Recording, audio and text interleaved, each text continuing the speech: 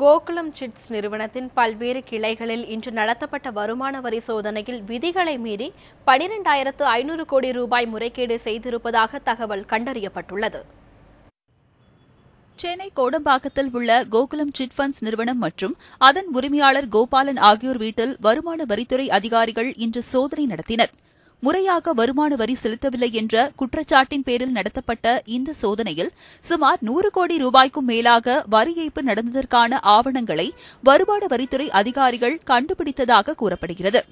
தமிழகம் தவிர கேரளா, புதுச்சேரி, கர்நாடகா உள்ளிட்ட இடங்களிலும் சுமார் 400 வருமான வரித்துறையினருடன் வங்கி அதிகாரிகளும் சோதனை நடத்தி வருவதாக தகவல்கள் வெளியாகியுள்ளன.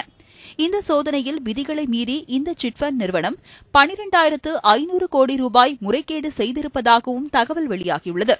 இதனையடுத்து கோடம்பாக்கத்தில் உள்ள கோகுலம் சிட்ஃபண்ட் அலுவலகத்தில் அதன் உரிமையாளர் AM கோபாலனை அழைத்து வந்து வருமான வரித்துறையினர் விசாரணை மேற்கொண்டு வருகின்றனர். இதேபோன்று கோவை 100 அடி சாலையில் உள்ள மண்டல அலுவலகத்தில் 5 பேர் கொண்ட வருமான வரித்துறை அதிகாரிகள் குழு சோதனையில் ஈடுபட்டது.